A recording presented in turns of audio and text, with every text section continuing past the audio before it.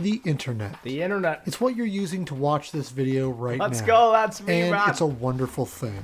Allowing people from all across the globe to experience content with others that they never get the chance to internet in real users. life. For real. And online games are one of the best examples of this. Yes, sir. Two players from opposite ends of the globe can play the same game together and have unforgettable memories. Yeah. One of the Call biggest of Duty inventions. is as popular as it is because of its online component. Absolutely. It's the main draw of the franchise for the last 17 years. And its zombie mode wouldn't be nearly as popular if it weren't for online Without public play. matches. I The agree. great cooperative experience of 4 players. Call of Duty Zombies used to be about the public match experience. I think so many people forget that now because I feel like nowadays Call of Duty Zombies is mainly a solo or friends experience. I see very few people ever load up public matches anymore. Teaming it's really up to sad. fight and survive the undead horde is what gave the game mode its replayability in a lot of ways. Yeah. But as the years go on and more games come and go, the player count of older titles begins to dwindle more and more. Yep. So too does the stability of the servers of the older games. Right. So what many solo players need to do if they wish to go back to, say, World at War, Black Ops 1 or 2, is play offline. On PC or Plutonium. Now, or servers that Activision will inevitably DMCA because they want every single last bit of control. Zombies Offline has ridiculous. always had its hurdles. Yeah. And for much longer than I think many realize, as while the newer games certainly have its major problems, I think it's important to see the trend that's been slowly creeping into COD Zombies offline play. Absolutely. Because despite owning the game and all the content therein, you are not getting the full experience you paid for when not playing with an internet connection. True. Especially nowadays. I mean, offline isn't even a thing anymore. Shout out Black Ops 2. So the issue of missing features from COD Zombies actually goes back all the way to Black Ops 2, believe it or not, which is a shame as it's where this issue began to snowball. Yeah. One of the premier features of the Broken Earth maps that add a lot of personality and uniqueness to the game are the permaperks. Of course. A multitude of abilities that range from the odd to the amazing. PhD. That's such my as boy. steel barriers, perma tombstone, which is actually better than the regular tombstone, red insta-kill, and many others. The point is, they're a major part of more than half of BO2 Zombies. Yeah. And offline, they don't even exist. That's true. Yeah, that's right. If you aren't connected to the Black Ops 2 servers where your profile's progress is detected, you don't get any of them. Which is a real shame, as the BO2 servers are by far some of the most unreliable these days. Which is, yeah, very true. Which is why, I mean, I at least feel like this issue has been fixed just with Plutonium. The Plutonium servers are way more reliable than the Steam servers will ever dream to be.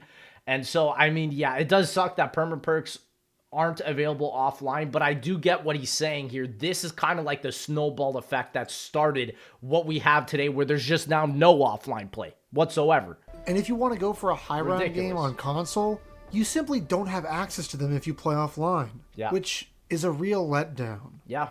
Now, is not having permaperks the end of the world? Not really. No. Yeah, it's not that bad. But it's still a bit annoying that offline, they're not there. Yeah. But it's not like any of the maps aren't accessible. You can still play the game, just excluding this one gameplay feature. Yeah. Now, while this was a small problem, it's just a prelude to all the issues to come for the later games. Of course. Yeah.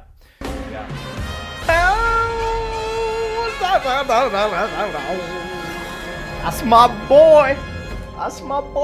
BO3.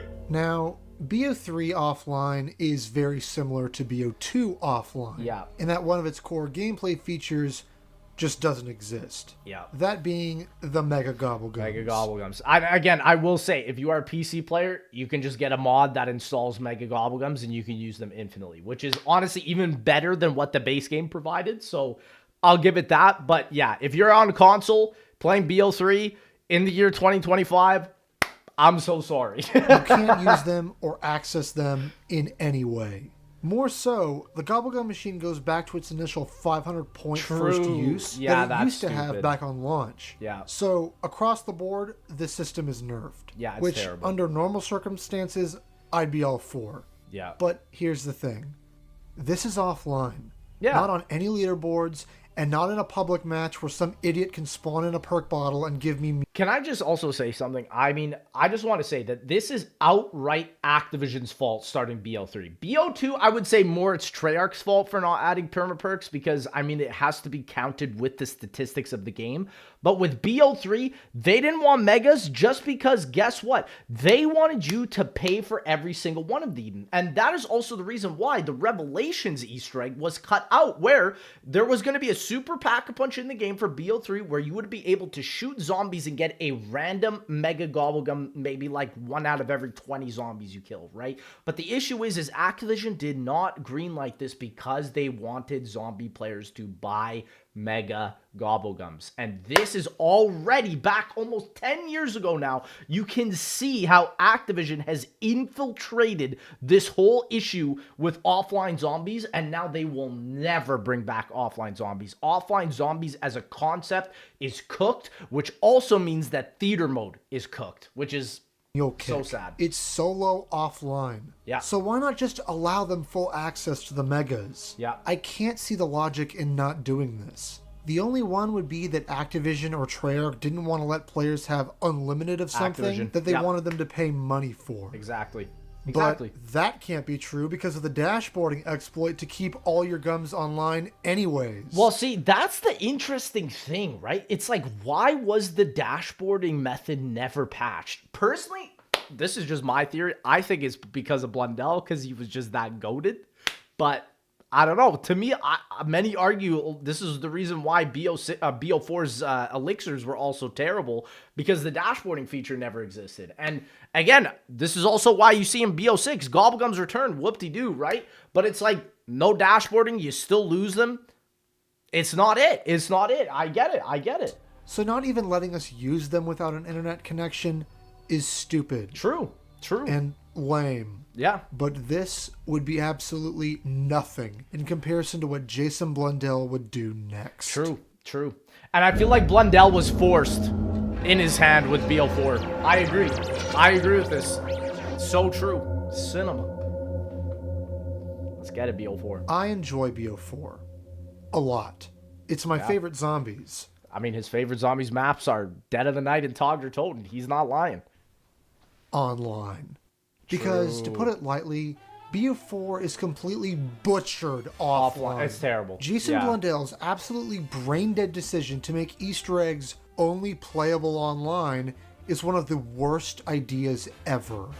Again, I think it's not even his fault. I think it was because Activision wanted to enforce some sort of thing with the super Easter egg with statistic tracking. Like, by this point, remember, Blundell in an interview just recently said he left as soon as Call of Duty introduced the Warzone online-only model. I think BO4 will forever be the last Call of Duty game without Warzone mechanics, where it has just been butchered fully now. I think Call of Duty is going to be online perpetually forever now. Because many may not know, that extends to far more features than just the Easter eggs and the maps themselves. Exactly. The list of things in this game that you can't access is shocking. Yep.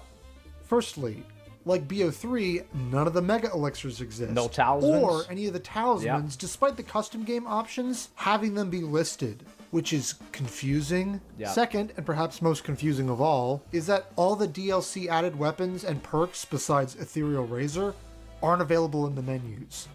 You can still get the DLC guns out of the box, but you can't customize their attachments in any way, which is very disappointing. I also think them removing offline compatibility really made it so that not many people were speedrunning or going for super high rounds. Because it's like, again, a lot of people only play offline for COD Zombies because they're too scared when they're going for those high round attempts. Imagine putting over like 100 hours into a single Zombies game and it goes offline because of something out of your control, right? And that was the issue with online play.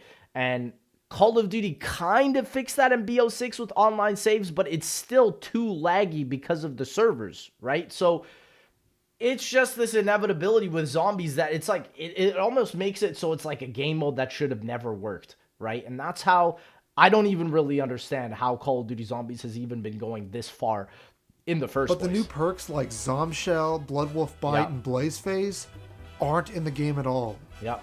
Now, all these lost features really start to negatively affect the depth and enjoyability of BO4, but here is where it gets so much worse. Because of Blundell's deliberate decision to not allow any Easter eggs to be completed offline, that affects every single map far more than anyone realizes. Yeah. Because all the main quests are tied to so much of the side content that makes the BO4 maps so great. Right. For example, they're basically if we spawn unplayable. in on Alpha Omega, you come to realize that you can't shoot off any of the mannequin heads. Yeah. Meaning the 3 different side quests tied to them can't be completed. Yeah. But here's where this becomes a major problem. Once you turn on Pack-a-Punch, normally you get the option to turn on Rushmore, which is used to do the Easter egg, input all the codes for additional gameplay modifiers, but most notably, The Mark IIs. start the Mark II quests. Yeah. Yes, that's right. Offline, you can't use Rushmore, meaning that all of the Ray Gun Mark II variants, you know, the main draw bad of the design. map, don't Bad design. exist. Yeah. This is what the horrible decision to have the Easter eggs tied to your internet connection does. Yeah. Because all the maps are revolving around side quests and Easter eggs for you to get all the new content. Right. Now, you're basically playing a watered-down Doris with no original Wonder Weapon, and all the cool stuff is gone. Yeah. And it's like this for all the maps offline. Yeah. Yeah. Why? Why do this? It's so backwards to require an internet connection to have access to all the deeper map features. So far, this makes BO4 the worst offline experience. But I if you agree. I think Cold War did it slightly better than this, but still BO4 is unplayable offline. Unplayable. think that's bad, would you believe it gets even more egregious? Well, in the later games, yeah. Listen, I still think Cold War did it better than BO4, but still, you can't play COD Zombies offline anymore. I will give Cold War this. You know? At least all the field abilities are in the game. Exactly. And all the added perks are available in the Wonder Fizz. Right. So, no lost content there. But again, the DLC guns are nowhere to be found in the menus. Right. And confusingly, while the tier system exists, it only goes up to level 3, you can't max it out, and you can't even earn crystals when you're playing offline anyways. It's because when the offline mode is made on all these zombie games, it's based off of the first day update. So they will never update it with a 5 Ethereum crystal upgrades or any of the stuff like that. It's weird that they add the rest of the perks, though, right? And the rest of even the field upgrades. So it's just, to me, it's just poor game design. And I think that is ultimately why they've decided to axe it, which to me is the worst decision for OG zombie players ever, because now so many people don't even want to go for high rounds just because they're too scared that their game is going to be lost or that their save is now going to be corrupted in BO6, right? So it's just a loss entirely, personally, for me. And especially now that online only has now completely negated the feature for theater mode in zombies as well. It just ruins what made zombies so iconic in the first place, in my opinion. So all the tier 5 abilities don't exist in the game. Right. So essentially, across the board, everything is neutered. Yeah. It seems that Cold War does a better job in not removing large portions of the game's content for offline players, which, while I don't like Cold War, that's a step slightly in the right direction, but it wouldn't last. True. Yeah.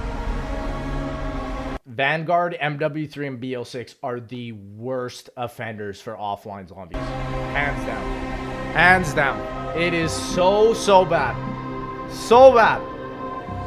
Like, especially MW3. Right off the like, bat, oh my gosh. Vanguard also doesn't have any DLC guns available in its menus. And because they don't appear in the box, they're just completely absent. Yeah. But notably, when I spawned in on the Archon, the side quest for the Rampage Inducer isn't there. Nor are the shovels for the dig spots, or the hidden zombie outside the map. So that means side quests aren't offline. And that got me really worried, because with a game already so little on content, surely they wouldn't make it to where you couldn't do the... You can't do the Easter eggs. Yeah. Yeah, I'm not surprised.